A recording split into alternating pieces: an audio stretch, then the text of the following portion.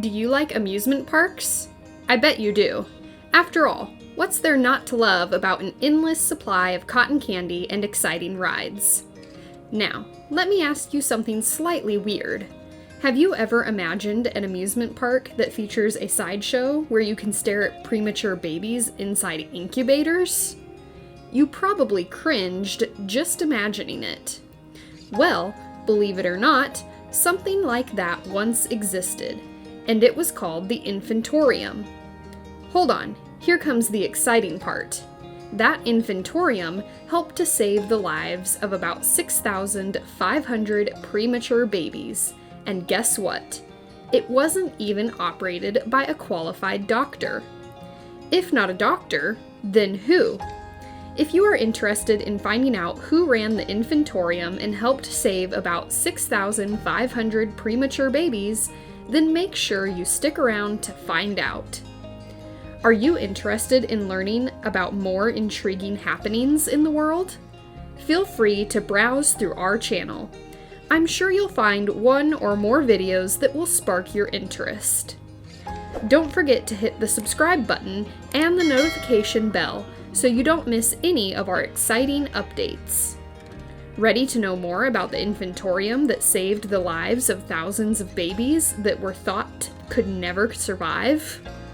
Let's get started with the background story of the man who started it all. His name was Martin Arthur Koene, and he was a German Jewish obstetrician. Martin Koene was a somewhat mysterious man. There isn't much valid personal information on him because he often changed the details of his personal background, and most of the stories didn't match. In fact, he even changed his birth-given name from Michael Cohen to the Martin Koene he is now known as. Born in 1869 to Frederick Leopold and Hermann Julius, Martin allegedly immigrated to the United States from Poland when he was 19 years old. When he got to America, it was claimed that Martin began training under Boudin, the father of modern prenatal medicine. However, these claims were only assumed and widely believed. They were never verified. When asked about his medical license, Martin always claimed he studied medicine in Berlin and that the medicinal license he had was a European one and was not applicable in America. However, there are no records to back up the claims that Martin indeed studied medicine and was a qualified doctor. Also, at that time, there was no possible way that Martin could have finished a medical degree at the age of 19. So how exactly did Martin start his famous Infantorium, and how did it help to save almost 7,000 premature born babies? Here's how. It all probably started when he served as an obstetrician's assistant during Berlin's Great Industrial Exposition. Berlin's Great Industrial Exposition was one of the biggest trade fairs held in 1822.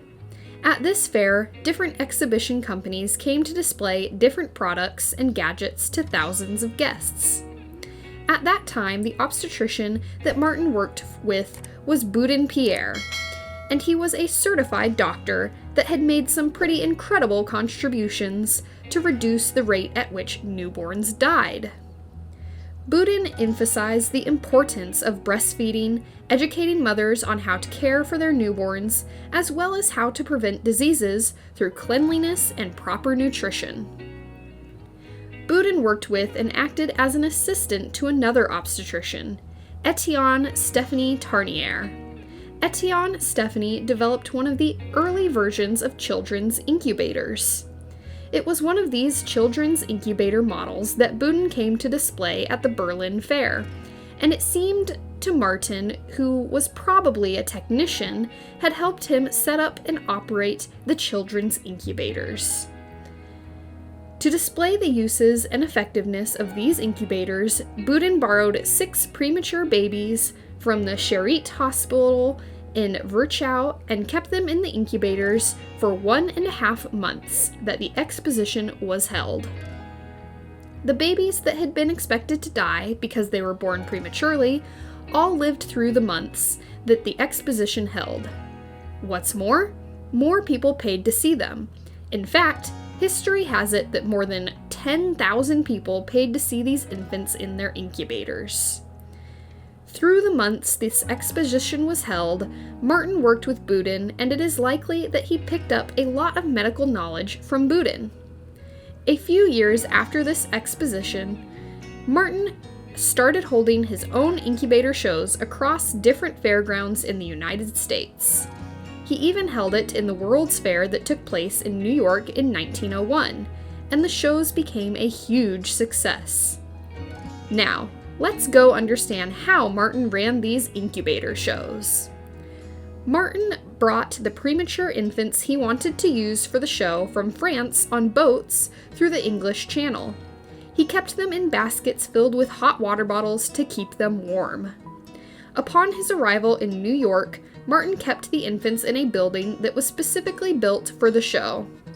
To make people more interested in the shows, instead of being placed in the science area of the fairs, the building was placed in the amusement area, and many people paid to watch the shows. As part of the show, Martin would tell the nurses to take the babies outside the incubators and cuddle them in front of the audience. Diamond rings were also usually slid on the babies' arms to show how thin they were. The shows grew very successful and had many visitors at each fairground. Do you think Martin used these children to gain money? Well, maybe or maybe not. Keep watching to discover what motivated him to keep up with this cause. Throughout the days the shows were held, the babies were placed in separate glass incubators that enabled visitors to see them all day. They were only absent for 2 hours, during which they were fed. Martin's children's incubators were filled with warm air, and thermostats were placed on the beds on which the babies rested to regulate the temperature inside the incubators. To prevent impurities from getting into the incubators, the air fed into the incubators was first filtered through antiseptic-soaked wool, and before they were finally fed into the pipes. Now, we'll go explore how the infantorium worked, and Martin's likely motivation for establishing the infantorium. Martin employed the services of nurses, a certified doctor, and wet nurses. The wet nurses employed to feed the babies were subjected to strict and healthy diets, as Martin believed that what the nurses ate would impact the quality of the breast milk they produced. It turned out he was right. In 1903, Martin got married to one of the nurses he employed in his infantorium. Her name was Annabelle May. 4 years later, Annabelle gave birth to a premature baby girl, Hildegard. At birth, Hildegard weighed just 3 pounds. And guess what? It was one of these incubators that helped save Hildegard's life. Contrary to what many child protection groups then suggested, Martin didn't monetize the infantorium as a way to make money. He instead did it to help parents who couldn't afford to admit their premature infants to the hospital. All the infants admitted in the infantorium were admitted free of charge.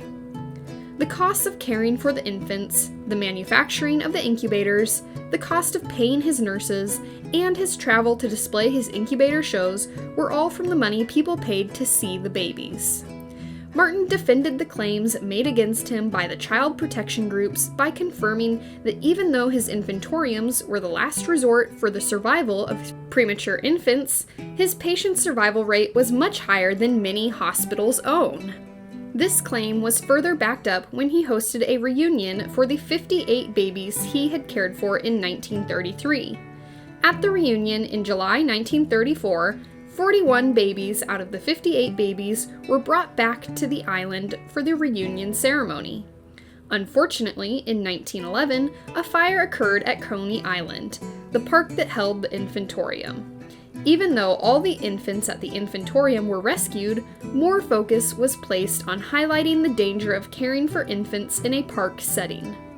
Others also began to come up with their own incubator shows. These shows did not maintain the standard of cleanliness and professionalism that Martin's own did. It nevertheless casted incubation shows in a bad light.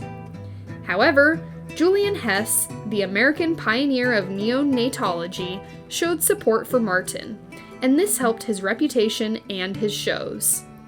Now, what exactly did this fake doctor contribute to the American neonatal system? At the end of every fair where Martin held his show, he usually donated his incubators to the local hospitals. But the record has it that none of the hospitals accepted the incubators.